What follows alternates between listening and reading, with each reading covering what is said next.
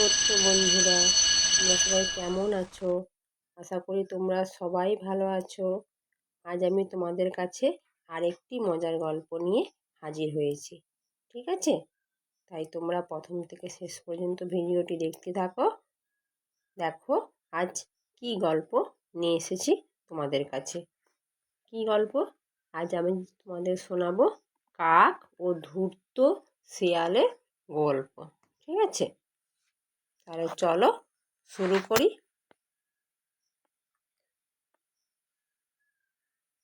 দেখো, একটা কাক আকাশে উড়তে উড়তে সে কি দেখতে পেল? একটা মাংসের দোকান দেখতে পেল। সে দেখো একটা গাছে বসে দেখছে কি করে এই মাংসটা নেবে, নিয়ে সে খাবে। এমনি এমনি গিয়ে বললে তো আর দোকানি কাককে মাংস দিয়ে দেবে না। তাই সে ভাবছে কি করে ওটাকে ছোঁ মেরে নিয়ে যাওয়া যায়। অনেকক্ষণ বসে বসে গাছের ডালে সে দেখছে। চলো তারপরে দেখি।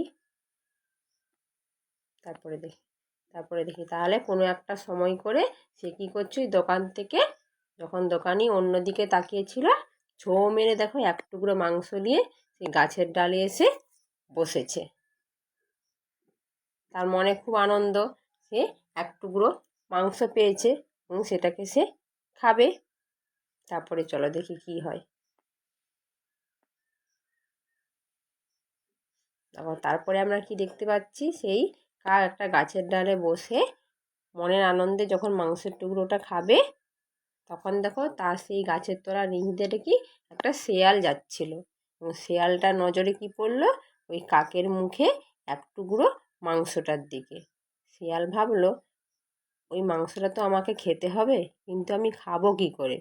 নিশ্চয়ই তো কাককে চাইলে আমাকে দেবে না, তাহলে আমাকে কিছু একটা বুদ্ধি খাটিয়ে মাংসটা নিতে হবে।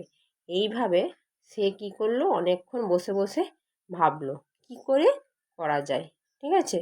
অনেকক্ষণ ধরে কাকের দিকে তাকিয়ে রইল এবং ভাবতে থাকলো। তারপরে চলো দেখি কি ছবি রয়েছে। তারপরে ছবি দেখে কি বুঝতে পারছি, যে শেয়ালটা কাককে বলছে, ও কাক বন্ধু, তোমাকে তো খুব সুন্দর দেখতে লাগছে আজকে। নিশ্চয়ই তুমি এত সুন্দর দেখতে, তোমার নিশ্চয়ই গানের গলাও খুব মিষ্টি হবে। তুমি আমাকে একবার গান শোনাবে? এই আমি বসলাম, তুমি আমাকে একবার গানটা শুনিয়ে যাও দেখি। তোমার এত সুন্দর মধুর গলা থেকে একটু গান শুনতে চাই। এই সব কথা শুনে কি কাকটা কি হলো, কেউ যদি কারোর প্রশংসা করে তখন সে কি ভাবে, উফ আমি এত ভালো গান করি, তাহলে শিয়াল পণ্ডিত যখন আমাকে বলছে নিশ্চয়ই আমি ভালো গান করি। এইভাবে কি কাকের মনের একটা অহংকার সৃষ্টি হচ্ছে, লোভ সৃষ্টি হয়েছে। উফ, তাহলে তো ভালো, আমি তো জানতাম যে আমি ভালো গান গাই না, কিন্তু শিয়াল পণ্ডিত যখন বলছে যে আমি ভালো গান গাই, তাহলে নিশ্চয়ই আমি ভালো গান গাই। তাহলে চলো, তাহলে এই বলে সেই প্রশংসায় কি তার মনটা পঞ্চমুখ হয়ে উঠছে, খুব আনন্দ হয়ে উঠছে। ঠিক আছে? তাহলে চলো পরের পেজে যাই। পরের পেজে কি দেখতে পেলাম, শিয়ালের কথায় কি কাক ভুলে যেয়ে সে কী করলো, গান করতে শুরু করলো। আর গান আমরা কোথা দিয়ে করি? মুখ দিয়ে। যেই মুখ খুলেছে হা করে গান করার জন্য, অমনি মাংসের টুকরোটা কি তার ঠোঁট থেকে নিচে পড়ে যাচ্ছে। আর নিচে কে বসে আছে? শিয়াল পণ্ডিত। সে ঠিক তককে তককে ছিল, মাংসের টুকরোটা পড়লেই সে কী করবে, লাফ মেরে যে মাংসের টুকরোটা নিজের মুখে পুড়ে নেবে, নিজে খেয়ে নেবে। এই বলে কি শিয়ালের সে যে মনে মনে একটা বুদ্ধি খাটিয়েছিল, সে কি সফল হয়েছে। সে কাককে বোকা বানিয়ে তার নামে ভালো ভালো কথা বলে তার কাছ থেকে মাংসের টুকরোটা নিয়ে সে নিজে খেয়ে নিল, তার নিজের পেট ভরল। আর কাক সে বোকার মতো হাঁ করে তাকিয়েই রইল। ঠিক আছে? দেখো তারপরে ছবিতে কী দেখেছি, কাক মন খারাপ করে সেই গাছের ডালে বসে রইল। আর শিয়াল পণ্ডিত কি তার ইচ্ছেটা পূরণ হয়েছে বলে সে নাচতে নাচতে কি সেই জঙ্গলের দিকে রওনা হলো। এবং কি বলছে শিয়াল পণ্ডিত কাকের দিকে? বলছে যে অতিরিক্ত প্রশংসায় বিশ্বাস করলে এইরকমই ক্ষতি হয়। তুমি নিজেও জানো যে তুমি কখনোই সুন্দর দেখতে নয়, আর গানও করো না, কিন্তু তুমি আমার মিথ্যে কথায় তুমি কি বিশ্বাস করলে। তাই তোমার এইরকম দশা হয়েছে। এই কথা বলে শিয়াল নাচতে নাচতে জঙ্গলের দিকে চলে গেল। ঠিক আছে, তখন কাক কি মনে মনে নিজের ভুল বুঝতে পেরেছে।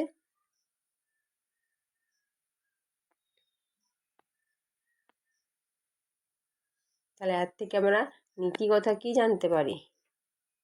যে মিথ্যা প্রশংসায় বিশ্বাস করা উচিত নয়। আর কি জানতে পারি? বুদ্ধিমান ব্যক্তি সে শক্তির চেয়ে কৌশলকে বেশি কাজে লাগায়। দেখো, শিয়াল পণ্ডিত তো আজ জোর করে, তো সে তো গাছের ডালে বসে আছে, সে তো জোর করে কাকের কাছ থেকে মাংসের টুকরোটা কেড়ে নিয়ে খেতে পারবে না। তাই তখন সে কী করলো? নিজের মাথায় বুদ্ধি লাগালো। বুদ্ধি লাগিয়ে সে তার কাজে নিজে কি সফল হলো এবং মাংসের টুকরোটা সে খেতে পেয়ে গেল। কাক বোকার মতো তার দিকে তাকিয়ে রইল। আর কি শিক্ষা পায়? কথা বলার আগে বা কাজ করার আগে ভালো করে ভেবে নেওয়া উচিত।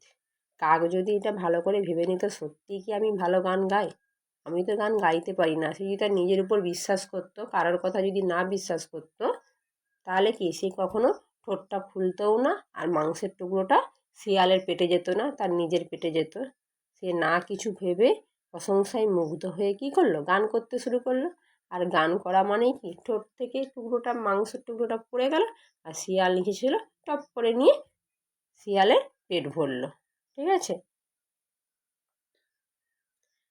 তাহলে তোমরা এর থেকে কী শিক্ষা পেলে? যে মিথ্যা প্রশংসায় ভেসে না গিয়ে সবসময় বুদ্ধি দিয়ে চিন্তা করে তারপরে সেই কাজটা করবে। ঠিক আছে, কেউ কিছু বলেছে মানেই যে তুমি সেটাকে বিশ্বাস করা দরকার নেই।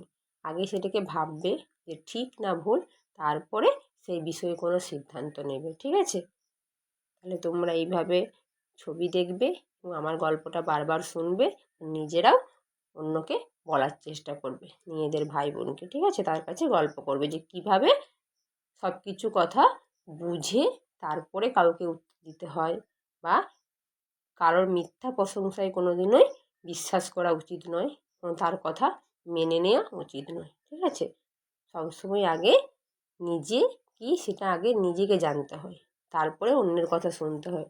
ঠিক আছে, আজ এই পর্যন্তই। পরের ভিডিওতে অন্য এক মজার গল্প নিয়ে তোমাদের কাছে হাজির হব। তোমরা সবাই ভালো থাকবে, সুস্থ থাকবে।